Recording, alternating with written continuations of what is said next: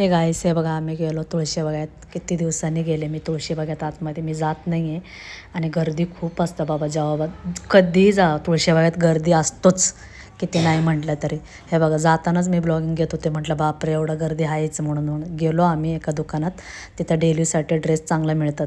त्या काकूंना ड्रेस घ्यायचं होतं म्हणून गेलो आहे बघा तिथं. आणि मी ते सांगत होते, एक साऊथचे लोक तिथं उभे होते, तर त्यांची भाषेत ते दुकानदारला नाही ते बोलत होते. मी सोशल मीडियावर आता बोलू शकत नाही मला इतका हसायला कंट्रोल होईना, म्हणून मी आपलं नाही का बाजूला येऊन म्हणजे बोलले. मी तसं माझं यूट्यूबवर आहे बघा मी काय बोलले वगैरे.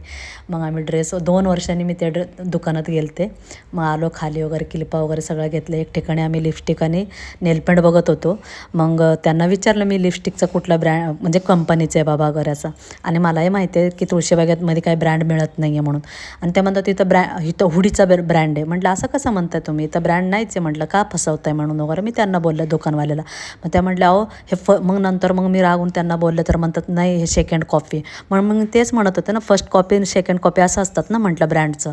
मग तुम्ही का फसवता कस्टमरला, असं नाही फसवायला पाहिजे. त्यांना वाटतं ह्यांना माहिती. मग त्यांना मी म्हटलं सगळ्यांचं ब्रँड सांगू का, आणि ब्रँडचं म्हटलं तुम्हाला हेही सांगाल म्हटलं पैसे प्राईस किती आहे काय आहे वगैरे म्हणून वगैरे. तुम्ही असं नका फसू म्हटलं. तुमचं दुकानाला येतात म्हटल्यावर तुम्ही व्यवस्थित सांगितलं पाहिजे दुकानदारांनी. मी त्यांना समजून बोलले, रागून पण बोलले. मग नंतर ते आलेलं आहे आणि त्यांना कळलं ह्यांना सगळं माहिती आहे बाबा म्हणून.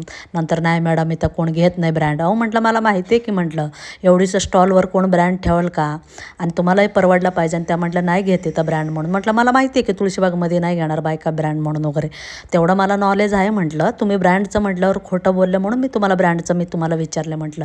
आणि म्हटलं असं नाही आहे, ज्या लोकांना कळत नाही तुम्ही व्यवस्थित दुकानदार आहे, तुम्हाला धंदा करायचा, तुम्ही समजून सांगा ना, असं फसवी करू नका म्हटलं. मग त्यांना कळलं की हिला माहिती आहे बाबा सगळं. मग त्या म्हटलं सॉरी तर नाही बोलले ते. नाही मॅडम म्हटले असं नाही हो असं नाही. नंतर आले असे गरीबोनी बोलायला लागले माझ्याशी. असं फसवणारे पण खूप आहेत, सावध राहा एवढंच मला सांगायचं.